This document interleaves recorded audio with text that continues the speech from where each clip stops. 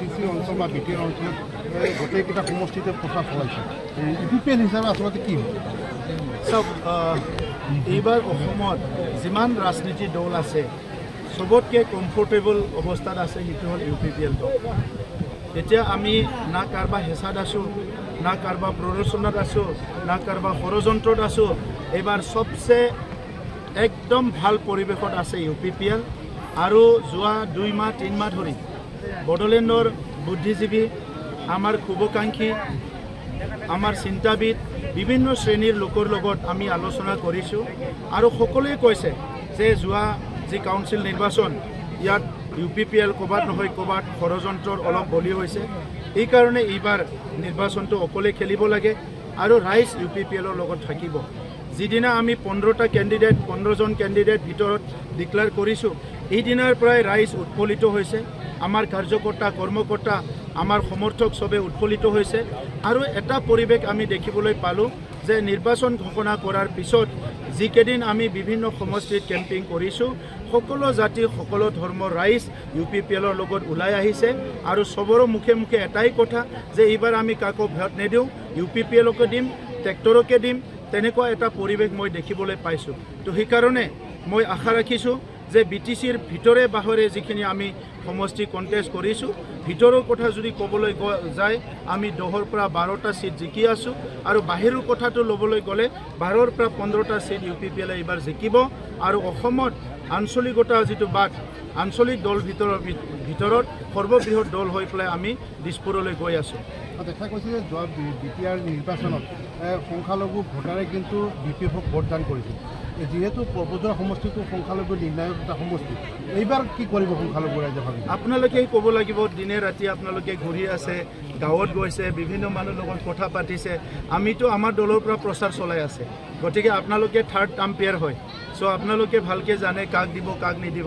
আমি যিটো গম পাইছোঁ এতিয়া সংখ্যালঘু ৰাইজে এইবাৰ যিসকলে প্ৰতাৰণা কৰিছে, যিসকলে ঠগবাজ কৰিছে তেখেতসকলক ভোট নিদিয়ে।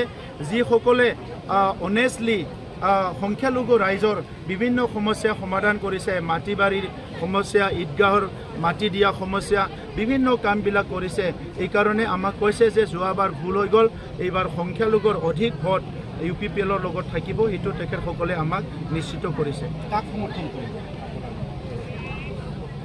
আমাৰ 4 তাৰিখৰ পিছত আপোনালোকে এই প্ৰশ্নটো সোধক। এইকেইদিন আমি কেম্পিঙত ব্যস্ত আছোঁ। সমৰ্থন কৰাৰ কথা আমি কাকো ভাবা নাই। যোৱা 5টা বছৰত BTR শান্তি চুক্তি সম্পন্ন হ'ব কি ফুলফিল হ'ব লাগে কাৰণে সম্পন্ন হ'ব লাগে কাৰণে আমাৰ বিধায়কসকল, আমাৰ MP সকল সেই বিষয়টোৰ লগতে বেছিকৈ জড়িত আছিলে। এইবাৰ কিন্তু আমি বড়োলেণ্ডৰ 26টা জনগোষ্ঠীৰ বিভিন্ন সমস্যা লৈ, অসমৰ 146টা জনগোষ্ঠীৰ বিভিন্ন সমস্যা লৈহে চৰকাৰ গঠন কৰা নকৰাৰ ওপৰত আমি চিন্তা কৰিম। যি দলে চৰকাৰ গঠন কৰিবলৈ আহিব সেই দলবিলাকৰ ওপৰত আমাৰ চৰ্ত থাকিব আৰু আমাৰ চৰ্তটো হ'ব বড়োলেণ্ডৰ 35 লাখ জনগণ, 26টা জনগোষ্ঠী আৰু অসমৰ 4 কোটি জনগোষ্ঠীৰ 3.5 কোটি জনসংখ্যাৰ ভিতৰত যি 146টা জনগোষ্ঠী আছে, সেই সকলৰ স্বাধীনতাৰ পিছত সমাধান নোহোৱা সমস্যাবিলাক সমাধান কৰাৰ কাৰণে আমি কাম কৰিম।